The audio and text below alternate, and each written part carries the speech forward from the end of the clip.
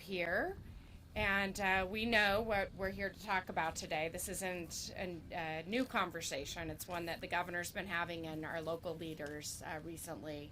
And that is, as we enter into this July holiday season, we have an exceptional risk this year. Drought plus heat equals extreme fire danger. This is a historic drought. We all know that. We can see these bushes, these huge swaths of dry land, not just here in this precious park of Dimpledale, but throughout our county. And we also know we have record-breaking temperatures. I want to point out our fire crews are strained. They're doing a great job. They're working overtime. We see year after year a lot of risk in the West, and that means that a few weeks ago to a month or two ago, many have been redeployed. And we have a great wildfire system of personnel and also great local officials, but they've been working hard and their resources are strained. And I just want to emphasize this grave risk and ask people to really do the right thing. We have some great municipal fireworks planned, those great firework shows planned throughout the valley. And those are done safely. They're done with a lot of experts on site. And of course, our municipal leaders are aware, and we put a lot of resources into these as a community. We want to celebrate through those opportunities this year and avoid personal fireworks shows. And I know that's disappointing. I've got kids, and especially when they were younger, they love those opportunities. But let's plan ahead and find a place to view our great fireworks shows throughout the valley, as opposed to take on the opportunity to do what we sometimes do, to do our own special fireworks local shows. I'm going to take a second to point out a great resource for all of our residents. Just go to our county website at slco.org, and there's a great interactive map, and it's going to show the locations where fireworks are banned. And because we honor local government and we're working really well with our local government agencies, and then also there is a limitation of my authority for a county-wide ban, we are relying on our local entities to review their situations. Many have banned fireworks outright, and some are suggesting restraint. So our map will enable you to go and learn more about where fireworks are allowed or completely prohibited in your local community. So that's slco.org, and this will give you a sense of what you would see online right here. I want to point out that the unincorporated area of our county, which are generally our canyons, our West Bench, and areas surrounding our county in the foothills, we do have a complete ban. So that area you can see in red, and no fireworks at all in those areas. Of course, you can see why just standing here in Dimpledale Park. I also want to point out that we have some locations with our cities where you see some restrictions, and we're going to rely on you to contact your local authorities, your local cities, if you don't know where those places are. I'm going to now turn it over to Clint Meekum, and Clint's going to walk us through a little more specific information. He's our emergency management lead at Salt Lake County, and he lives and breathes this every day. Every season, he and his colleagues are preparing, and I do know that they're more concerned than ever this year. And after that, we're going to go to a few other speakers, and we're thrilled to have them with us today. We have a couple council members and a representative, and if you just introduce yourselves when you come to the podium. And thanks for being with us today. So, Clint. Thank you, Mayor. Again, my name is Clint Meekum. I'm a Division Chief with Unified Fire Authority, and I have the pleasure to serve as your Salt Lake County Emergency Manager. As the Mayor has stated, we are in a declared exceptional drought this year. That's been declared by the Governor.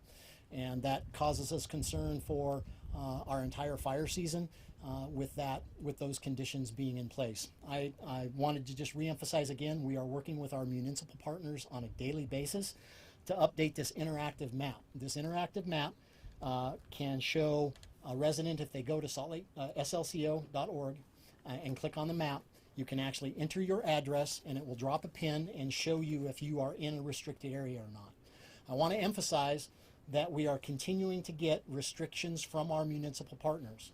Late last week, Mill Creek, Holiday, Cottonwood Heights enacted some restrictions, and those will be reflected on the map by the close of business today. So just because you check today and see that you're not in an unrestricted area doesn't mean that maybe tomorrow you will be in an restricted area. And again, that's entirely at the discretion of the municipalities, the cities and towns in which you live. So please check that map frequently, check it often, and we will do our best to keep it updated on a daily basis. But this is very, very important because this map outlines the areas of highest risk that we have experienced historically throughout Salt Lake County when it comes to fire danger. Okay, a couple other things that I want to just take a minute to emphasize. Sell dates. So fireworks go on sale June 24th. That's Thursday. They remain on sale until July 25th. All right. However, just because they're on sale does not mean you can use them. The use dates are July 2nd to July 5th and July 22nd to July 25th. Okay. On the 4th and the 24th, you can use your fireworks from 11 a.m. to midnight, and on the other days, it's 11 to 11, okay? Those are the restrictions established by the state. Penalties for using them outside of those hours and dates or in restricted areas can be up to $1,000, and if they cause damage or start a fire, you can be held responsible for those costs as well, all right? Just one last thing, information-wise, if you see a life-threatening emergency at any time, call 911, right? However, for fireworks restrictions or fireworks issues, if you live in Sandy or Salt Lake City, there is a non-emergency number to call, and that number is 801-799-3000. Again, that's 801-799-3000 for citizens of Salt Lake City and Sandy. For every place else in the valley, the number is 801-840-4000. Again, 801-840-4000. So please, if you need to call 911, please do. Don't hesitate. But for the fireworks, if it's non-life threatening, please use these other numbers. So again, use the tools that are out there. We're working with our municipal partners. We're trying to make this as simple and as easy for everybody to use as we can. And we will continually update this as we get information from our municipal partners. So with that, I'll turn the time over to Councilmember Winder Newton. Thank you. Hi, I'm Amy Winder Newton. I'm a county council member. We've talked today about some of the provisions as to when you can use fireworks and the times and the days. But just because you're in an area that allows fireworks or doesn't have a ban doesn't mean you should use them. A few weeks ago, our governor asked our state to pray for rain because of this drought. As I spoke with my family about this, we decided that we needed to do more than just pray. We made some decisions. We decided we were going to turn off our water when we brush our teeth. We're going to shorten our showers, and we're going to only water our lawn twice a week, like the state has suggested. We also made the decision that we were going to have a personal ban on fireworks as a family. We, instead of lighting off fireworks in our circle with our neighbors like we usually do, we're going to have a barbecue, we're going to play some games, and we're going to have a great time celebrating our Independence and Pioneer Days in July. But we're going to do it without fireworks. My plea to the people of Salt Lake County is be smart. We believe in liberty and freedom, but we also believe in personal responsibility, and it's time for all of us to step up this year and to find other ways to celebrate these holidays in July other than using fireworks. Thank you. I'm Dee Theodore, Salt Lake County Council, and I just want to make a quick comment. As we're here today in Dimpledale, I can't help but think about how dry it is here in this park, and as well as other open spaces in Sandy and the adjoining areas. And with the heat and the current conditions, it's a recipe for disaster. So I just ask people to be vigilant and smart and very cautious with their fireworks this season. Thank you.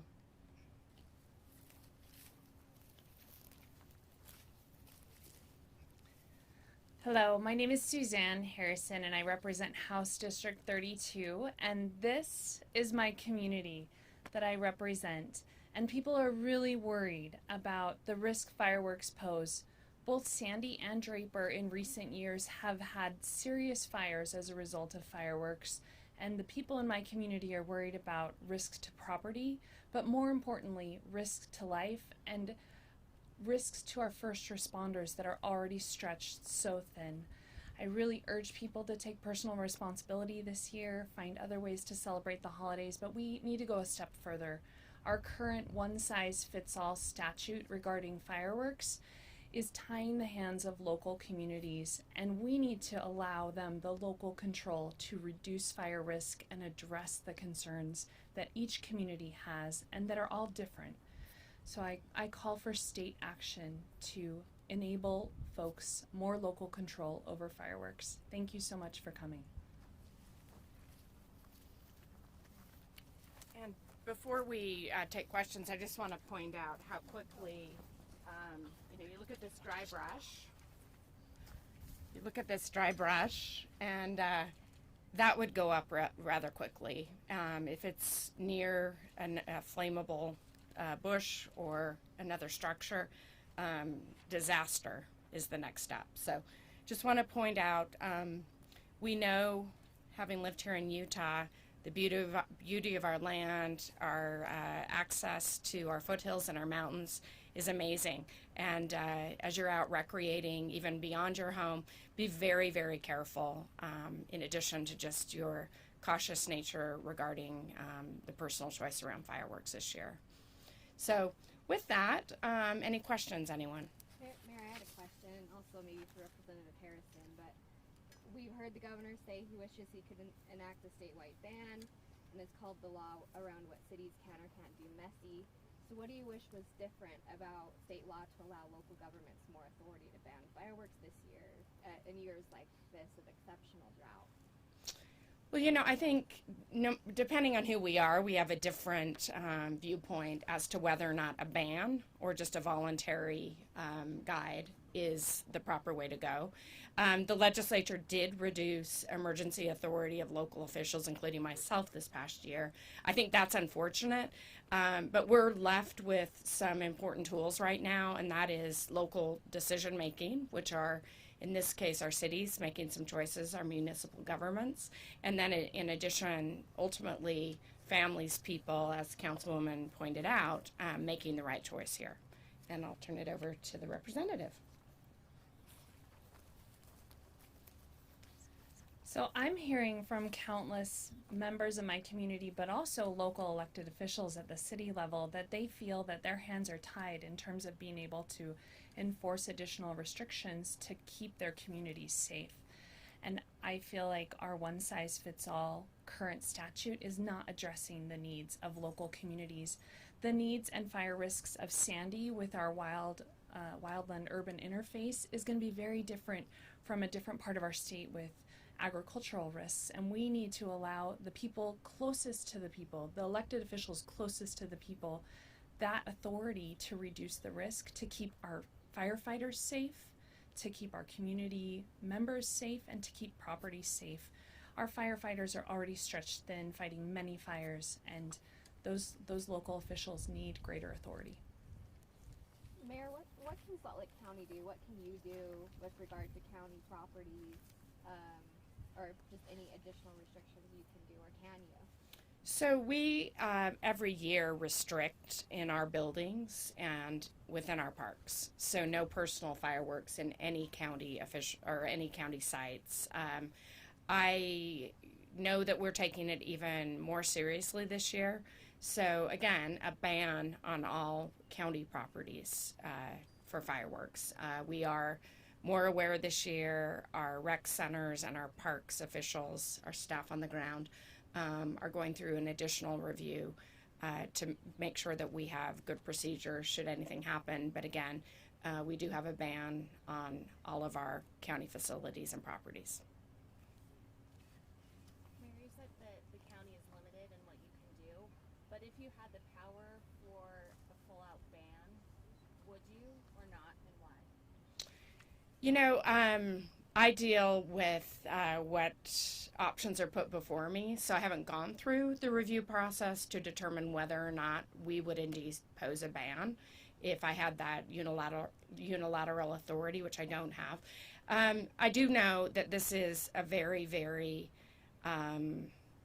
intense year. I appreciate the governor's message. I appreciate our local officials stepping up and communicating the concern this year.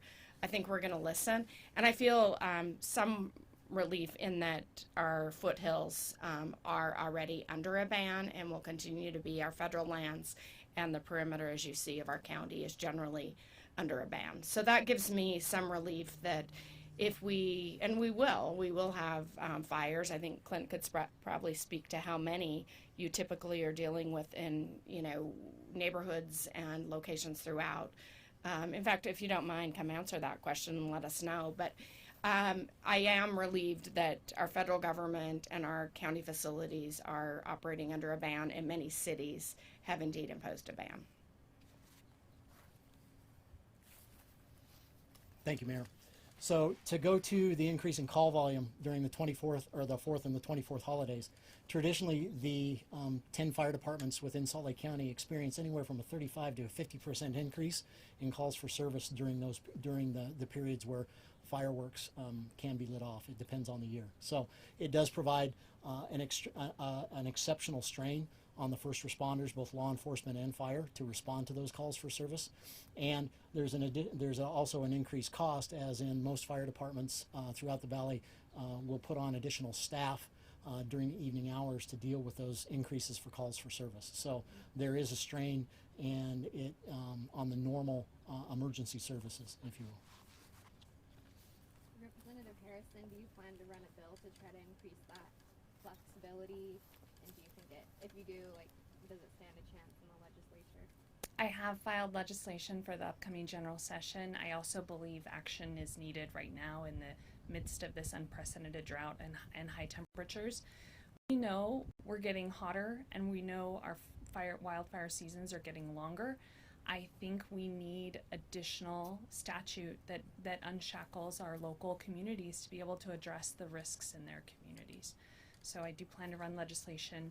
I'm working with fire chiefs throughout the state as well as local elected officials, because I believe that is where the authority should rest to address this. Any chance that a special session could be called on that, or that would require legislative leadership getting on board too, right? Well, we are in a supermajority Republican legislature, so if people want to see action on this, they need to let their state representative and state senators know. And also I encourage people to call the governor, call the Senate president, and call the Speaker of the House and let them know. I wanted to add one other thing. I think part of the aspect of current statute that's very confusing for people is there's no way for cities or communities to do anything about the sale of fireworks, which I think causes a lot of confusion for residents, and I think there should be a discussion, if not now, about future abilities of communities to address that as well. How do you view this feeling that a lot of people have that they have a right to fireworks, and where our communities are so obsessed with fireworks at times? How do you view that? I mean, how did we get to this place where it's fireworks, what's your view on that?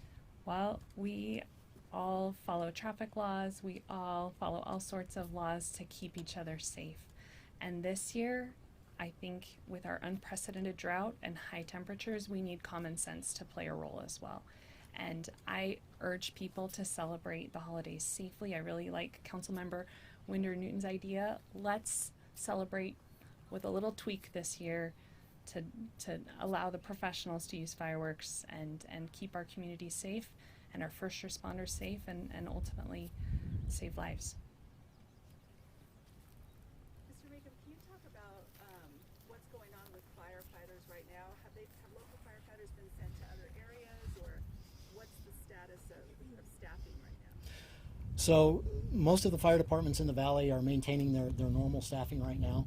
There are single resource firefighters and special wildland firefighters that have been dispatched to other parts of the state as well as other states, depending on the need, and that's done on a national system, as well as Utah receiving help from other states.